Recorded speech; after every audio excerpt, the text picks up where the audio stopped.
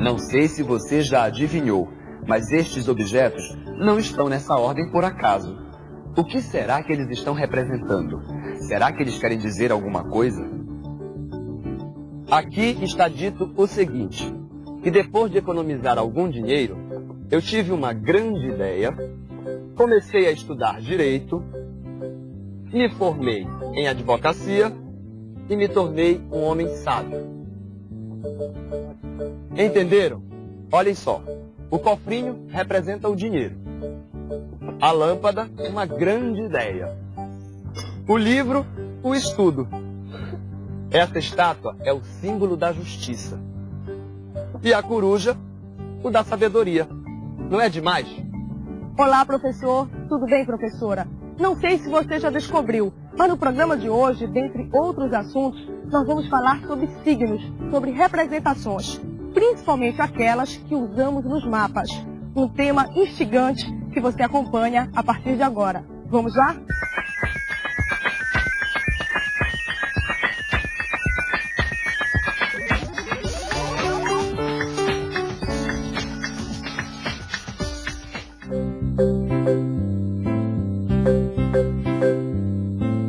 O que será que esses alunos fazem tão compenetrados?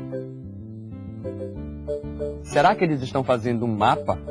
Bem, para responder a essas perguntas e entender exatamente o que está acontecendo, acho melhor voltar um pouquinho no tempo e começar pelo começo.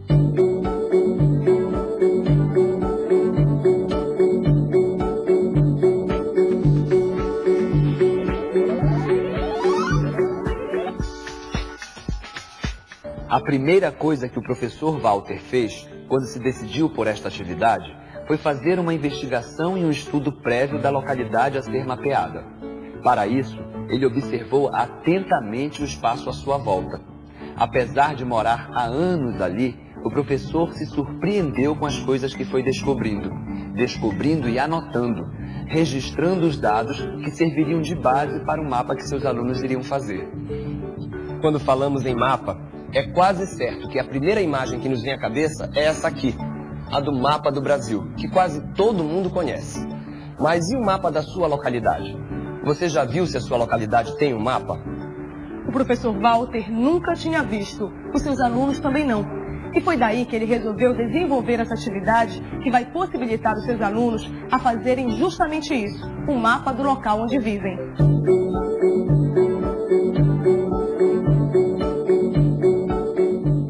Alguém sabe me dizer o que é isso aqui? Mapa. Mapa de onde? Brasil. Certo, o mapa do nosso país. Para que serve o mapa? Para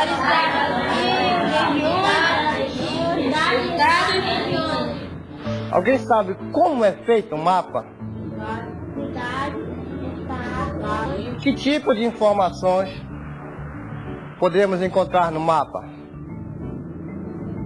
Não sei se você reparou, mas nem tudo que os alunos disseram sobre os mapas estava correto. Mas mesmo assim, o professor não corrigiu.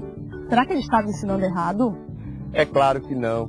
É que nesse primeiro momento, o mais importante é despertar a atenção das crianças para o assunto, estimular os alunos a observarem o lugar e a compreenderem a importância da representação do espaço. E é justamente isso que o professor está fazendo. E várias coisas representadas aqui nesse mapa.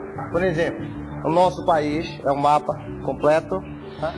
Nessa parte aqui temos o Oceano Atlântico, aqui o estado do Pará, a floresta amazônica vai aparecer aqui, nessa região, o rio Amazonas, a ilha de Marajó, tá? Essa parte aqui, ó, a ilha de Marajó, já no estado do Pará. Tá? Alguém de vocês poderia me dizer onde está localizada a nossa capital? Observe como o professor envolve seus alunos. Como, pouco a pouco, ele vai aproximando as crianças do mapa. Para eles, a aula parece até um jogo, uma brincadeira de encontrar coisas. Só que, no fundo, eles estão descobrindo a informação mais importante nesse momento, que um mapa é a representação do espaço.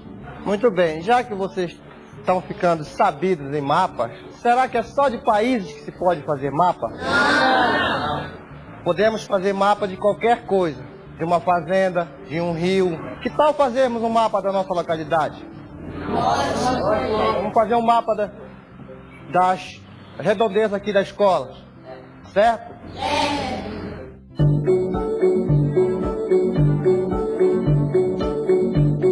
Agora que os grupos já estão divididos, Para mapear a localidade, o professor dividiu a sala em 4 grupos. Observe pelo desenho que ele fez que cada grupo vai partir de um dos lados da escola. O professor também determinou o limite do mapeamento. Para isso, escolheu 4 pontos de referência bem conhecidos dos alunos. O grupo 1 vai da escola até o trapiche. O 2 até a caixa d'água. O grupo 3 até a igreja Assembleia de Deus. E o 4 da escola até as ruínas do presídio. Nesse mapeamento, os alunos devem observar e anotar tanto as coisas naturais, como rios, montanhas e matas, como também devem identificar na paisagem local as mudanças provocadas pelas ações do homem, como suas pontes, estradas e casas. Vamos ver como é que vai ser?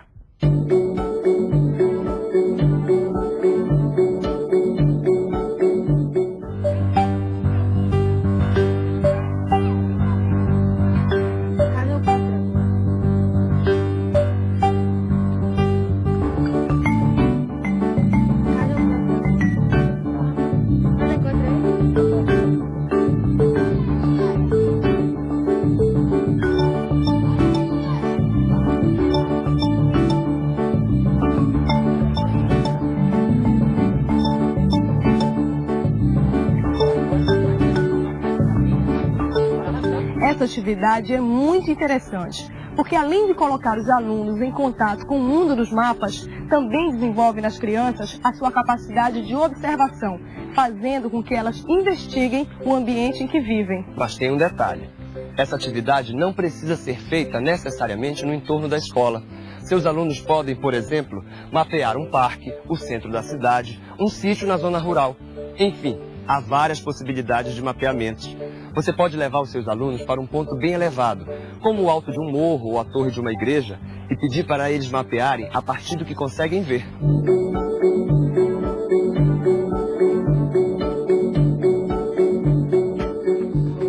De volta à sala de aula, depois de observarem e anotarem as coisas que existem em volta da escola, os alunos vão registrar essas informações num grande mapa. Mas antes, o professor discute com eles as informações que foram levantadas. Vamos ver qual foi a anotação que cada grupo fez. Qual foi a anotação que vocês fizeram?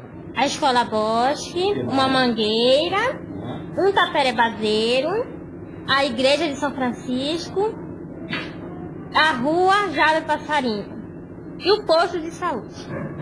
Tem uma ponte ainda. Depois de ouvir o relato do trabalho de campo, o professor e seus alunos acabaram concluindo que há no seu ambiente coisas naturais, como árvores e rios, e coisas construídas, como casas, pontes, estradas, fábricas. E uma barraquinha. Um desses comércios tem um nome, né? Arco-Íris. E o outro comércio que encontramos mais à frente, desse lado da rua. Depois de ouvir atentamente as sugestões da sala, professor e alunos decidem representar as coisas construídas na cor vermelha e as coisas naturais em verde. É claro que antes dos alunos começarem a fazer o mapa, o professor trabalhou com a sala vários aspectos técnicos que envolvem a confecção de um mapa. Ele falou que aquele mapa é a representação da realidade, mas não é a realidade. No mapa, a realidade está reduzida. Ela está representada por desenhos simplificados das coisas. Ao fazer isso, o professor explicou para os seus alunos o conceito de escala. Entender esse conceito não é difícil.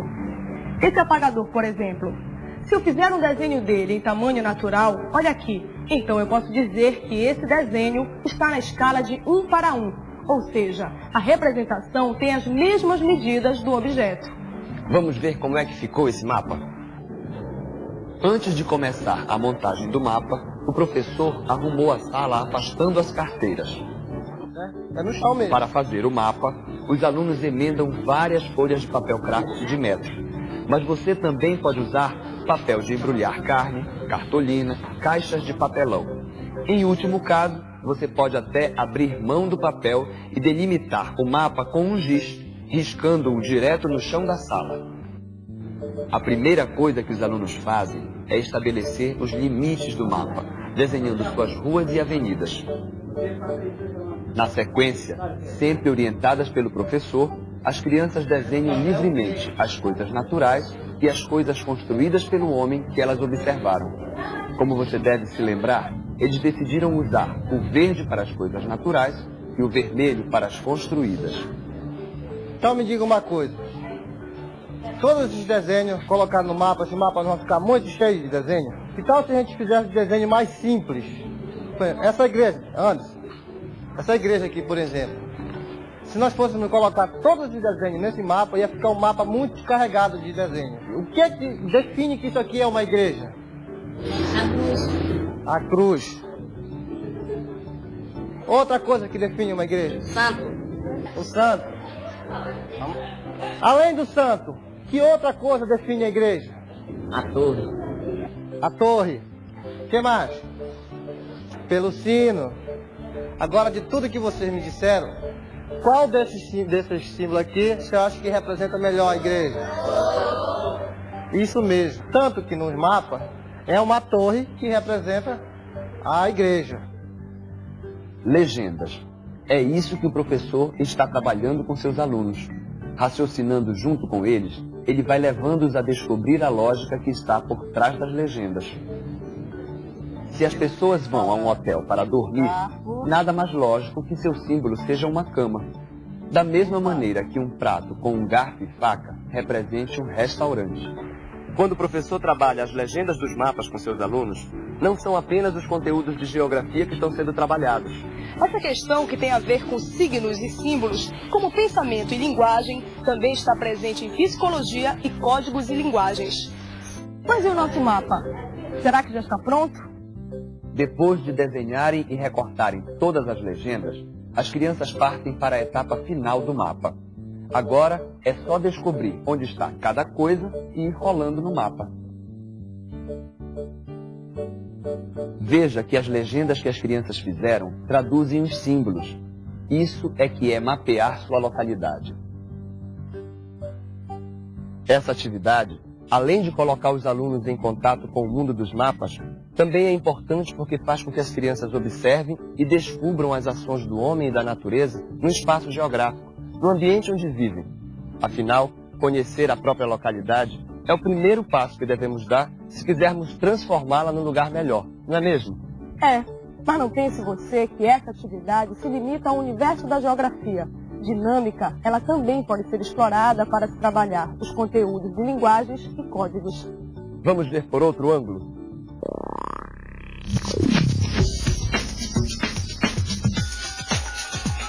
O mapa está ótimo, mas agora eu gostaria de entender melhor este mapa aqui. Quem poderia me explicar? Vai, Rodolfo. Aqui é o hospital, posto de saúde. E aqui é uma entrada, e aqui tem uma mangueira, que significa tapera baseiro. Mais adiante aqui, que é uma mangueira e uma entrada. Aqui é a mangueira, aqui é o tapera baseiro, aqui é a mangueira, que é a igreja de São Francisco, aqui é a casa do professor Canta, aqui é o posto de saúde. Mas no fundo, o que foi que vocês fizeram aqui? Mas será que é só através de mapas que podemos representar a nossa localidade? É claro que não, não é mesmo? E isso o professor fez seus alunos perceberem. Afinal, nós sabemos que existem várias maneiras de se representar o espaço à nossa volta. E o mapa é apenas uma dessas maneiras. É possível fazer isso através de uma música, de uma foto, de uma poesia ou mesmo de um artigo de jornal. Vocês acham que a gente pode representar a nossa localidade através de desenhos? Podemos. Vamos fazer isso?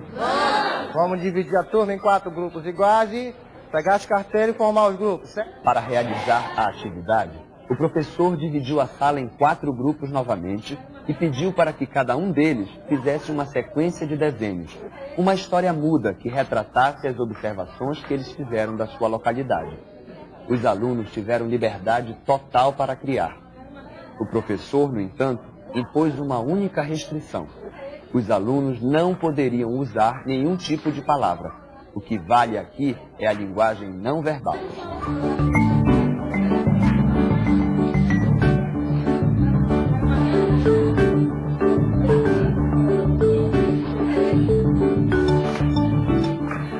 Como vocês podem perceber, cada grupo fez um tipo de desenho. Então, agora eu vou perguntar para vocês. O que vocês acham que representa cada desenho que o grupo 1 fez? O que representa esse desenho para vocês? Com essa atividade, o professor está querendo mostrar para seus alunos que um mesmo desenho pode ter vários significados e que a interpretação de quem lê nem sempre coincide com a intenção de quem fez o desenho. É vocês que falaram isso. Agora eu quero saber do grupo 1 se foi isso que eles acharam dos desenhos. É isso? Como está dando para perceber, nem tudo que as crianças acharam desses desenhos tem a ver com o que o grupo queria expressar. Ponto para o professor, que conseguiu mostrar para seus alunos as várias versões que podem surgir de um mesmo fato. E agora, para que não fique nenhuma dúvida sobre essa atividade, vamos acompanhar o passo a passo.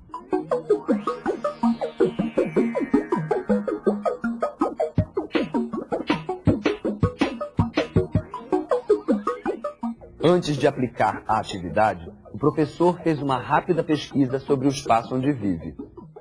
Na segunda etapa, o professor mostrou mapas para seus alunos e começou a explicar como eles devem ser interpretados. Em seguida, o professor dividiu a sala em 4 grupos e determinou, junto com eles, a área em que cada grupo deveria mapear. Os grupos então saíram às ruas, para observarem e anotarem as coisas naturais e as coisas que foram construídas pelos homens no espaço onde vivem. Por fim, os alunos prepararam a base do mapa, unindo várias folhas de papel, desenharam o que foi observado, transformaram esses desenhos e seus significados em legendas e finalizaram o mapa.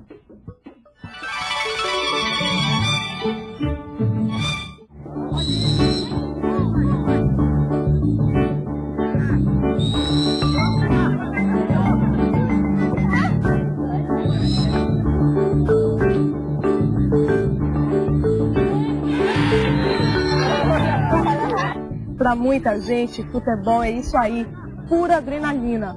Mas para um professor, o esporte vai muito além da emoção. Pode, inclusive, se transformar em um eficiente aliado pedagógico, até para ideias iniciais sobre números negativos. Epa! Como isso é possível? Usar o futebol para ensinar matemática? Pois é justamente isso que a gente vai ver na atividade que começa a seguir. Vamos lá?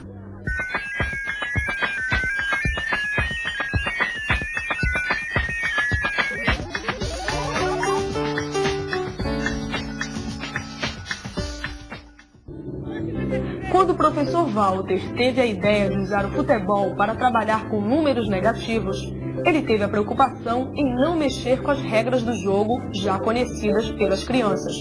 O que ele fez foi criar novas formas de pontuação.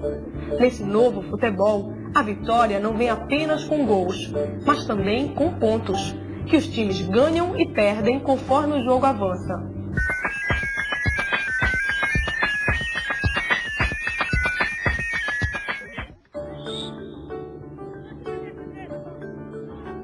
Antes de começar a atividade, o professor organizou um jogo de futebol entre seus alunos.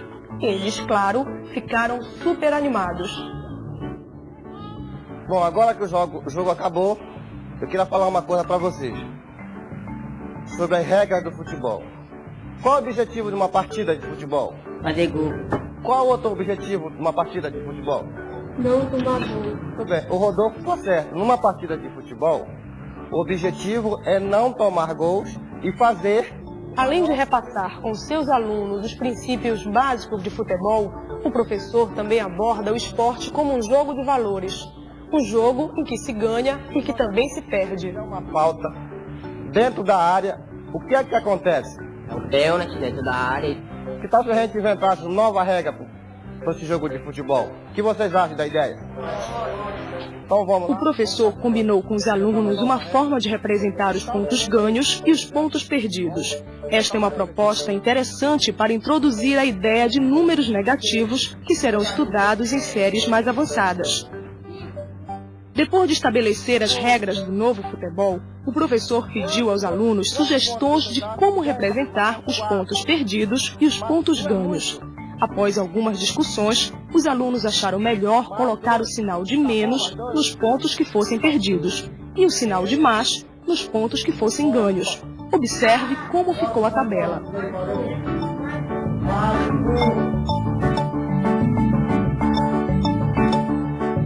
Você viu como o professor foi hábil? A gente sabe que ele até criou algumas regras, mas em vez de impor essas regras para a sala, ele preferiu envolver seus alunos para juntos determinarem a nova pontuação. Com isso, além de envolver seus alunos, o professor já começa a colocá-los em contato com o mundo dos números negativos.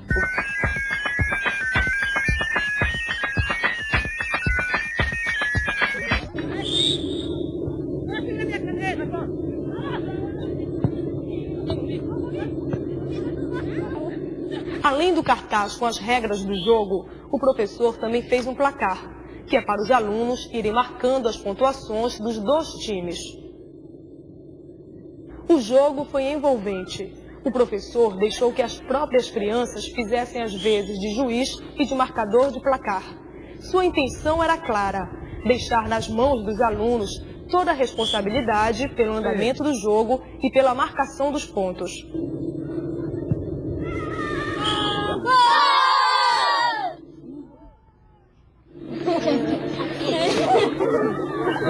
Nós gostaríamos de saber quem foi o ganhador deste jogo com esse placar.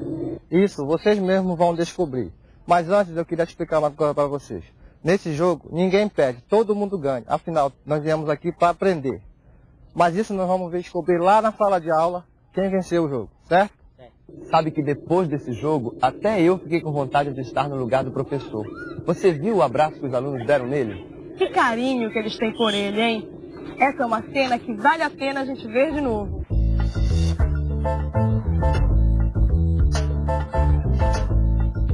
Essa afetividade que o professor conquistou é mais uma prova de que ele está no caminho certo.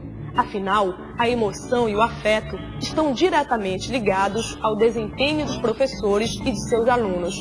Uma relação afetuosa, além de gerar mais confiança, também torna o aprendizado mais dinâmico e eficiente. Como você está percebendo, o futebol pode se transformar em uma eficiente ferramenta pedagógica. É verdade, mas existem outras atividades para se trabalhar com números negativos que podem render muito em sala, como o cálculo das temperaturas ou o jogo do questionário. Acho que vale a pena você dar uma olhada nelas, que estão explicadas em detalhes no Guia de Estudos de Matemática da Unidade 2. E por falar em gol, que time afinal ganhou o jogo dos números negativos?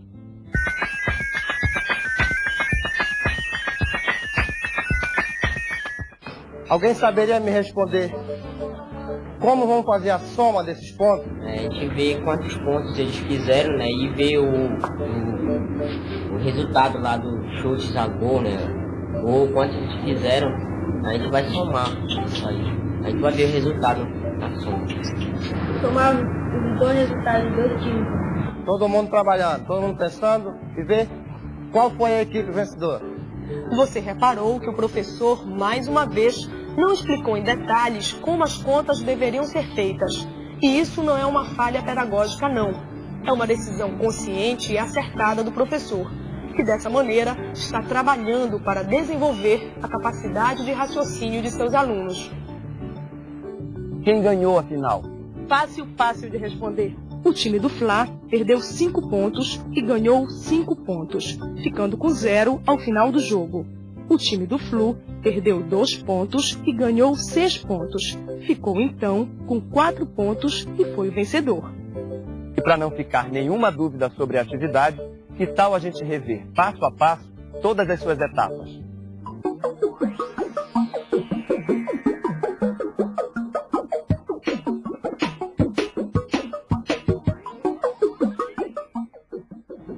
Para começar, crie junto com seus alunos as regras do jogo e determine sua pontuação.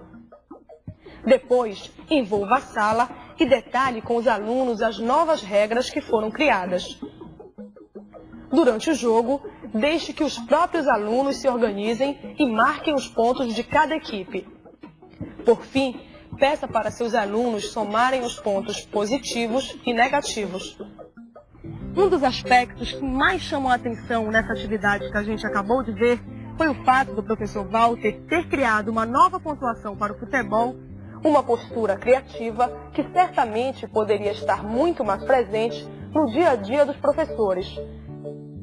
E aí, professor, será que você tem alguma dúvida sobre a importância do seu papel na melhoria da qualidade de ensino? Creio que não, não é mesmo? Afinal, é a partir do seu compromisso e da sua participação que será possível construir esse tão sonhado Projeto Nacional de Educação. Participe, se engaje nessa luta, ajude a transformar em realidade os objetivos que hoje ainda estão no papel. Bem, por hoje é só, mas a gente ainda se vê. Valeu! Até a próxima!